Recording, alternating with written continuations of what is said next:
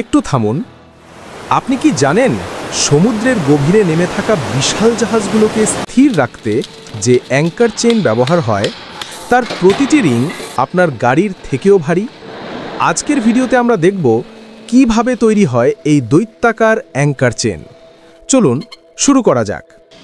প্রথমে বিশাল লোহার ব্লকগুলো নিয়ে যাওয়া হয় এক শক্তিশালী ফার্নেসে। তাপমাত্রা প্রায় 1200 ডিগ্রি সেলসিয়াস। এতটাই গরম যে লোহা লাল আগুনের মতো জ্বলতে থাকে। গরম লোহা নরম হয়ে গেলে হাইড্রোলিক প্রেস এগিয়ে আসে। হাজার হাজার টন চাপ দিয়ে ব্লকটিকে লম্বা করা হয়। তারপর নির্দিষ্ট আকারে কেটে নেওয়া হয়।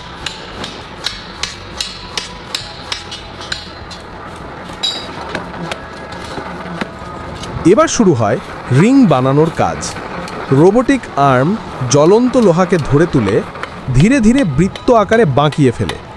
এক মুহূর্তে তৈরি হয় একটি বিশাল লুপ, যাকে বলা হয় চেন লিঙ্ক। রিংয়ের দুই মাথা তখনও আলাদা থাকে, তাই রিংটি আবার গরম করে নিয়ে যাওয়া হয় ওয়েল্ডিং মেশিনে। এখানে এত শক্তিশালী বৈদ্যুতিক চাপ দেওয়া হয় যে দুই প্রান্ত গোলে এক হয়ে যায়। অতিরিক্ত ধাতু কেটে ফেলা হয়। তারপর রিংটি ঠান্ডা করা হয়। একটা রিং তৈরি হওয়ার পর আরেকটি রিং তার ভেতর দিয়ে ঢুকিয়ে আবার একই প্রক্রিয়া চালানো হয়।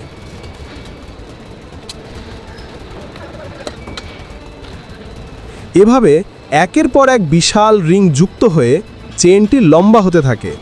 কখনো কখনো এই চেন শত শত মিটার লম্বা হয়। প্রতিটি রিংয়ের ওজন 200 কেজি থেকে 500 কেজি পর্যন্ত হতে পারে। এবার আসে হিট ট্রিটমেন্ট। পুরো অ্যাঙ্কার চেনটিকে আবার গরম করা হয়। তারপর হঠাৎ ঠান্ডা তরলে ডুবিয়ে দেওয়া হয়। এটি চেনকে আরও শক্তিশালী করে। এরপর প্রতিটি রিং পরীক্ষা করা হয়। স্পেশাল মেশিন দিয়ে টান পরীক্ষা করা হয়। হাজার হাজার টন চাপেও রিং যেন না ভাঙে এটাই নিশ্চিত করা হয়। সবশেষে আসে রং ও কোটিং।